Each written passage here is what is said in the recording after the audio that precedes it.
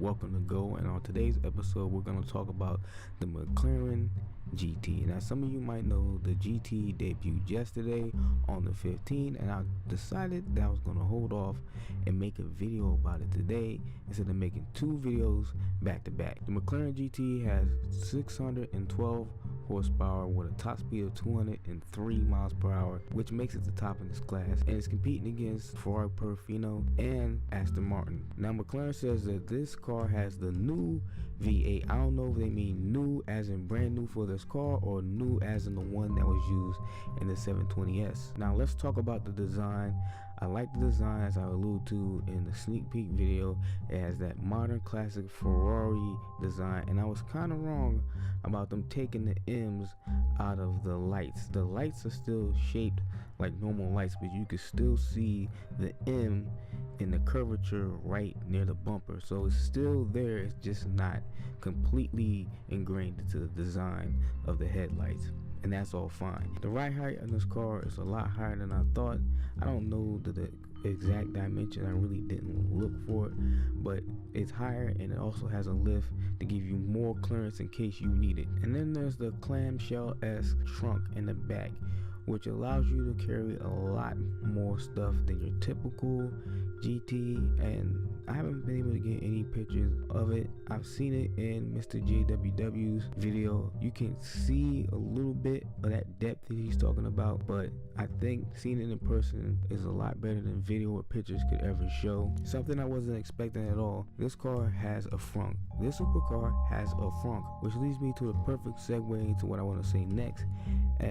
When you think GT supercar, you think Ferrari front engine heavy car. This car is a mid-engine car, and the thing that's different about this than other mid-engine cars is you don't see the engine.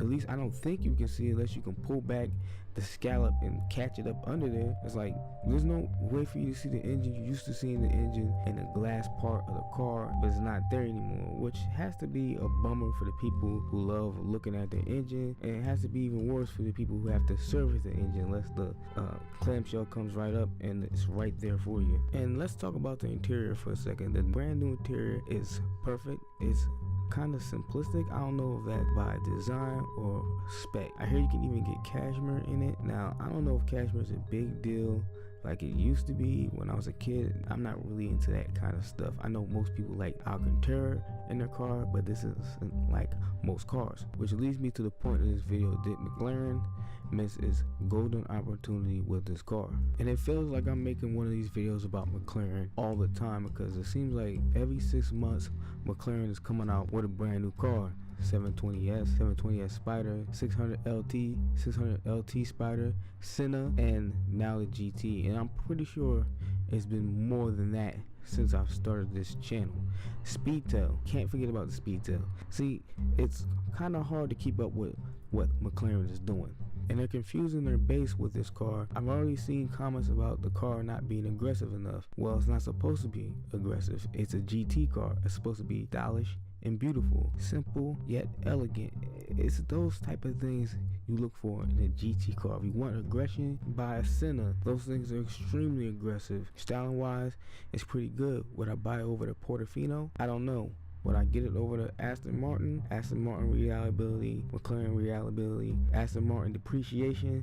I would probably take this over to Aston Martin. I'm just saying. But did McLaren miss its golden opportunity? I'm going to have to say yes on this one, because McLaren is kind of doing too much. Not for the car community, but for themselves. I'm sorry to tell you, McLaren, but there aren't that many people out there who can afford $200,000, $300,000 cars for you to be coming out with a new car every 6 months. It just can't happen. There aren't that many wealthy people in the world, and those wealthy people are only going to buy so many cars. Now, if this is a new entry level McLaren replacing the 600 LT like I thought it would be, then no, they're not missing the golden opportunity, because that's the perfect replacement for that car. But if this is just a new segment for McLaren, then yeah, they're kind of blowing it right now. I get it, McLaren, you're trying to innovate, you're trying to come up with new ideas, you're trying to drive the auto industry, but hypercars and supercars are not like regular cars. People don't want to hit massive depreciation because you brought out a brand new car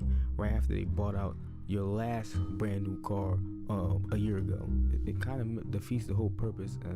I've heard it said before, people are afraid to get a McLaren because they're afraid McLaren's going to bring out the next new McLaren 6 months later. It's just a thing that happens. People don't want to lose value on $300,000 cars just because the company they bought the car from released another car, just making their car worthless. But that's just my opinion, and that doesn't detract from the car itself. The car is actually quite excellent, to me at least. It's kind of just an indictment on McLaren. Like, come on guys, give us time to enjoy the car before you blow us away with another one. That's all I'm saying. With that said, I'd like to bring this episode to a close, and today is kind of a big deal for the channel. Today's the 20th episode, a golden opportunity. I didn't think I'd be doing this that many times since I started the channel, and I appreciate the people that come and watch these videos, that subscribe to the channel, that like the videos, that share the videos.